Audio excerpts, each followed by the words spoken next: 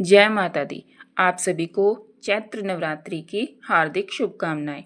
सर्व मंगल मांगल्ये शिवे सर्वार्थ साधिके शरण्ये त्र्यंबके गौरी नारायणी नमोस्तुते। अर्थात हे नारायणी, तुम सब प्रकार का मंगल प्रदान करने वाली, मंगलमय हो, कल्याणदायिनी शिवा हो, सब पुरुषार्थों को सिद्ध करने वाली शरणागत वत्सला, तीन नेत्रों वाली एवं गौरी हो, तुम्हें नमस्कार करते हैं।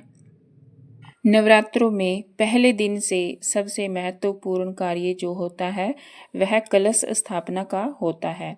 जिस घर में विधि विधान से कलश की स्थापना होती है उस घर में सुख, शांति और समृद्धि का वास होता है।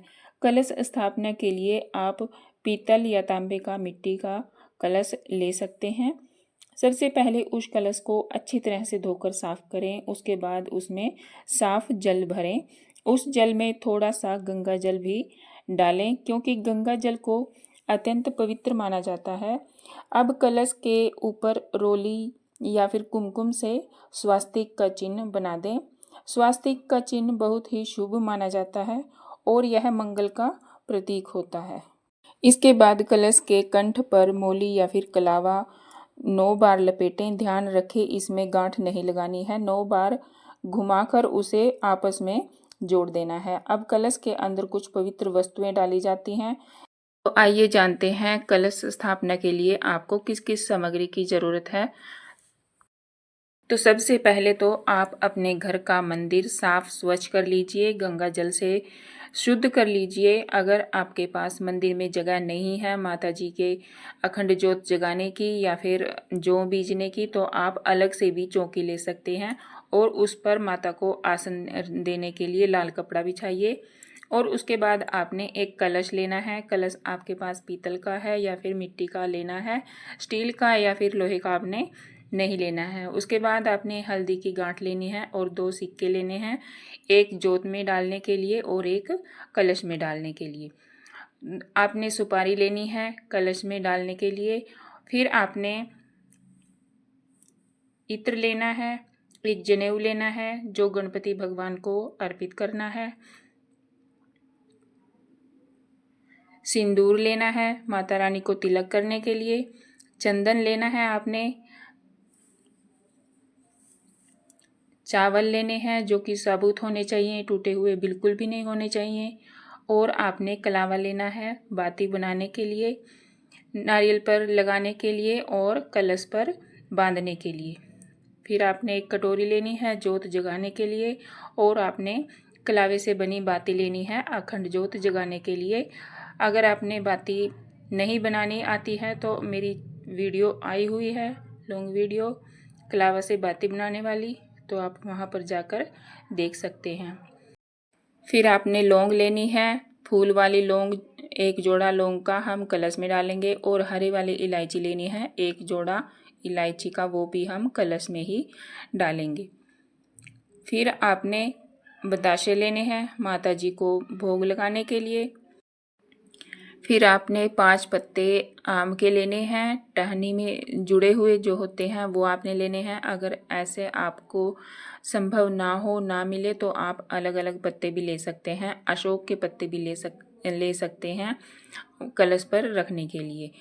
और ये साफ़ सुथरे होने चाहिए, धोकर साफ़ करके आप इनका यूज कीजिए। फिर एक नारियल लेना है चुंदड़ी लगा हुआ, और वो नारियल मतलब उसमें जल होना चाहिए, सूखा नारियल नहीं होना चाहिए। ये आपने गौर से, ध्यान से आपने ये रखना है। फिर माता जी को श्रृंगार अर्पण करने के लिए सभी श्रृंगार सामग्री आपने रखनी है।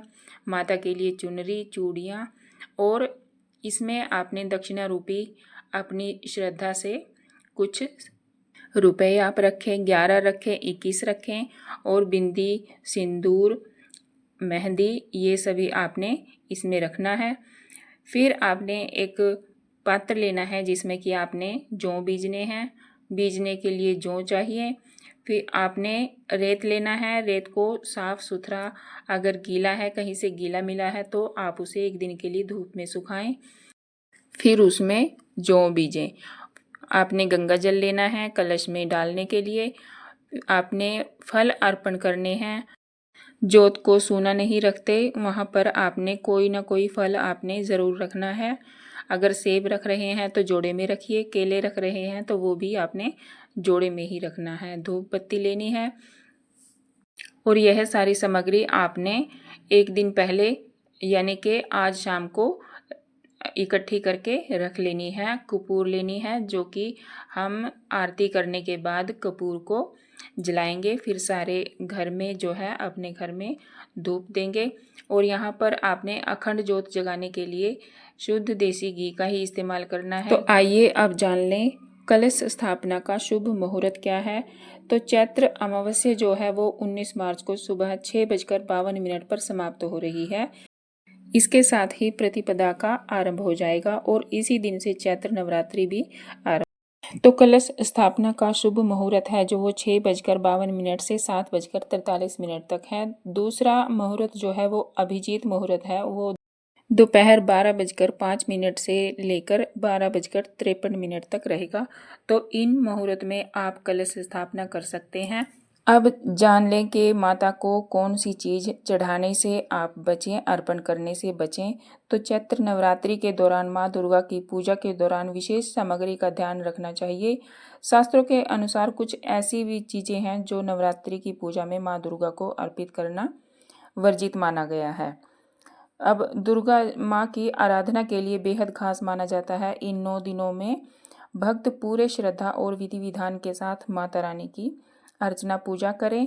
उन्हें प्रसन्न करने के लिए तरह तरह के भोग और सामग्री उनको अर्पण करें। लेकिन शास्त्रों के अनुसार कुछ ऐसी चीज़ें भी होती हैं जो नवरात्रि की पूजा में माता दुर्गा जी को अर्पण करना वर्जित माना गया है।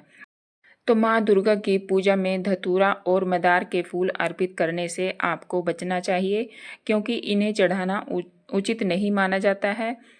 और इसके साथ ही कनेर के फूल भी माता रानी को अर्पित नहीं किए जाते। माता रानी की पूजा में ताजे और सुगंधित फूल अर्पित करना शुभ माना जाता है। मुरझाए हुए या सूखे फूल चढ़ाना अशुभ होता है, इसलिए हमेशा पूजा में ताजे फूलों का ही उपयोग करें। तुलसी जी का पौधा भगवान विष्णु जी को बहुत ही प्रिय है, लेकिन माँ दुर्गा जी की पूजा में तुलसी के पत्ते अर्पित करने की परंपरा नहीं है। इसीलिए नवरात्रि की पूजा में तुलसी चढ़ाने से भी आपको बचना चाहिए। और माँ दुर्गा को हमेशा ताज़ा और शुद्ध भोग ही अर्पित करें। बासी या फिर खराब भोजन चढ़ाना धार्मिक दृष्टि से उचित नहीं माना जाता। अगर आपके पास ताज़े फल नहीं है तो आप अपने घर में बनाए हुए चावल का भोग भी आप लगा सकते हैं। सात्विक भोजन आप माता जी को अर्पण कर सकते हैं। तो यह सभी सामग्री आपको माता जी को अर्पित करने से बचना है। तो माँ दुर्गा का आशीर्वाद सदा आपके जीवन में शक्ति, साहस और सकारात्मक ऊर्जा भरे।